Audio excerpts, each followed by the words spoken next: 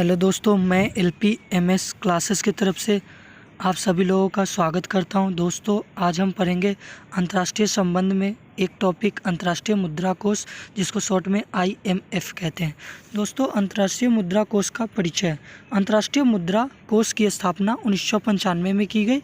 अंतर्राष्ट्रीय मुद्रा कोष में सदस्य संख्या 189 है। अंतर्राष्ट्रीय मुद्रा कोष की मुख्यालय वाशिंगटन DC। नोट्स देखते हैं दोस्तों। ब्रिटेन वुड्स सम्मेलन के दौरान अस्तित्व में आया राष्ट्रीय मुद्रा कोष। पृष्ठभूमि को देखते हैं दोस्तों। वैश्विक आर्थिक सहयोग के लिए एक ढांचे के निर्माण के उद्देश्य से इसे लाया गया ताकि परिस्थिति और मूल्य के दोहराव को रोका जा सके, जिसने 1930 की महामंदी में योगदान दिया था। ठीक है दोस्तों, इसका PDF चाहिए तो कमेंट करें।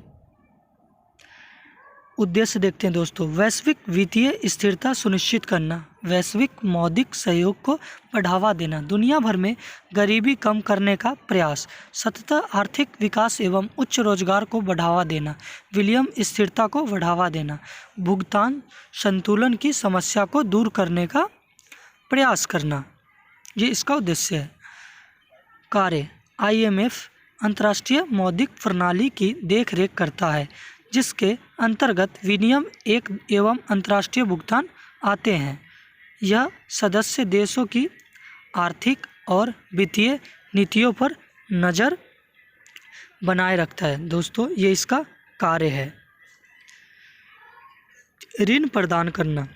दोस्तों, IFM सदस्य देशों की भुगतान देश समस्या के लिए ऋण प्रदान करता है ताकि उनका अंतर्राष्ट्रीय रिजर्व पूर्ण तैयार हो सके, साथ ही वह अपनी मुद्रा में स्थिरता ला सके और निर्यात का अनवरत भुगतान हो सके।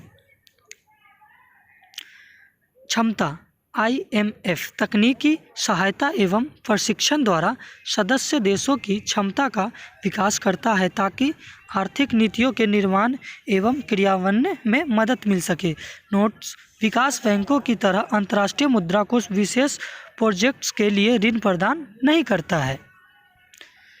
अंतर्राष्ट्रीय मुद्रा कोष द्वारा जारी रिपोर्ट। 1 में वैश्विक वित्तीय स्थिरता रिपोर्ट, 2 में वर्ल्ड इकोनॉमिक आउटलुक।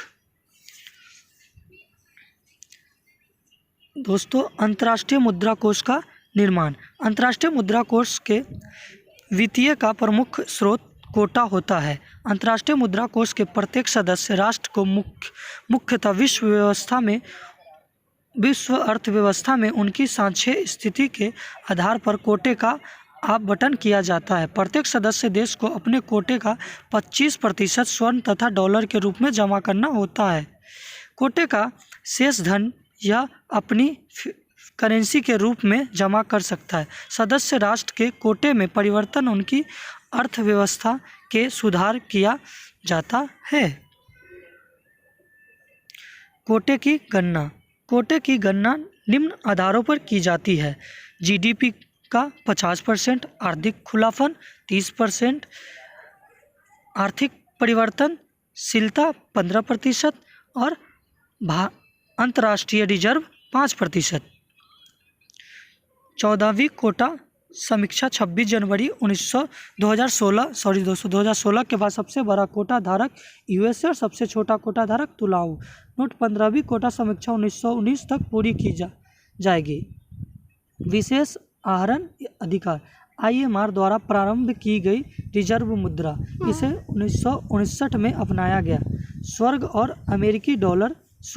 अमेरिकी डॉलर की सीमाओं के मद्देनज़र SDR को वैकल्पिक मुद्रा के रूप में अपनाया गया। दोस्तों, ये स्वर्ण नहीं है, स्वर्ण है, स्वर्ण जिसे सोना हम कहते हैं। इसका उद्देश्य है अंतर्राष्ट्रीय स्तर पर तरलता बढ़ाना। इसे पेपर गोल्ड भी कहा जाता है। बहुत आपने सुना होगा।